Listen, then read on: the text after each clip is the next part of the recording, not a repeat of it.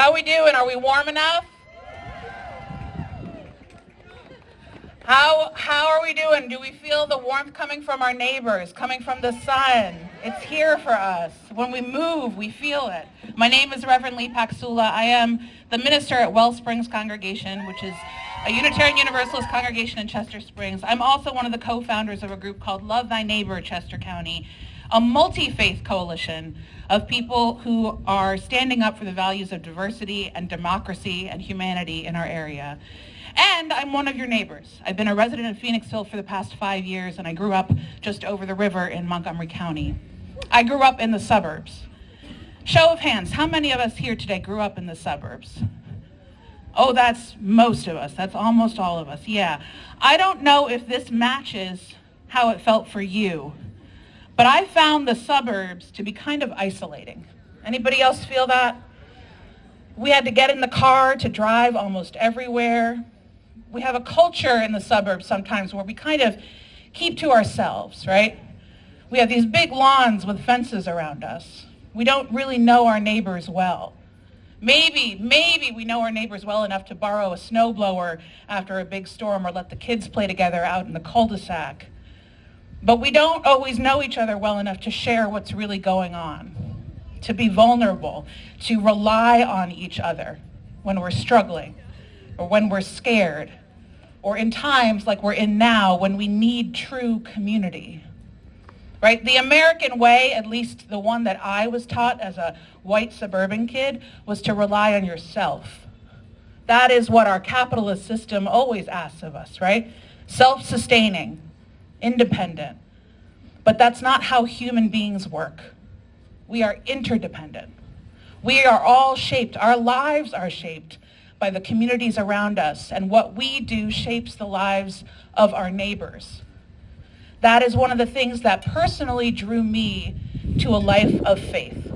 Much more than anything I believed about who might be up there in the sky or whether the stories recorded in any scriptures are true, what drew me into faith communities was the community itself, the practice of community.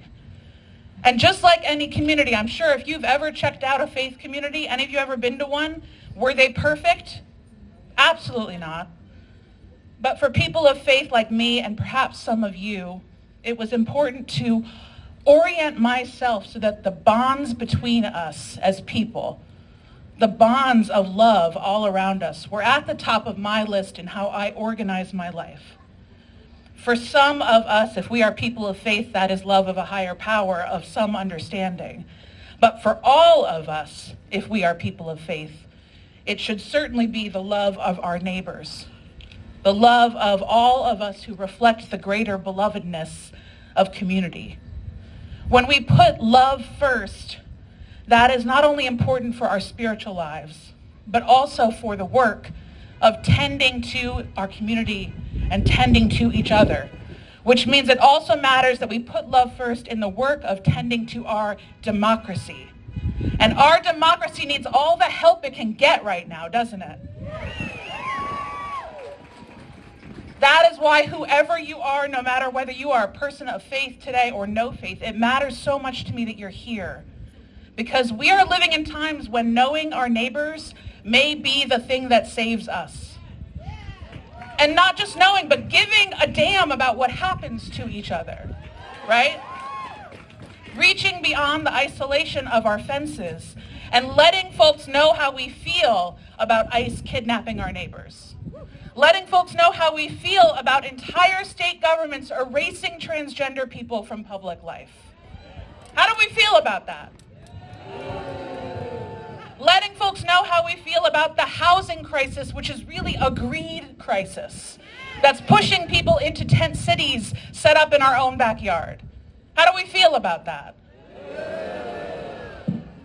Good government should always matter to people of faith, because government is just a way that we describe the systems and the structures that shape how we take care of each other and how we look out for and show love to our neighbors. And right now, many people in our government are doing a piss poor job of that, aren't they? We know that. That's why we're here. But we are not just here to complain about it. We are here to call on them to do better at every level. And if you think you can do better, get in there. Run for office. Volunteer. There are 1 billion nonprofits here in Phoenixville. Go talk to Nina right over there at Alianzas. Google nonprofit organizations in Phoenixville. There are so many ways to help you get connected to your neighbors, and there are 1 million small ways to take on your piece of this big interconnected puzzle of community. Do not wait for someone to invite you. Or if you're waiting, I'm inviting you right now.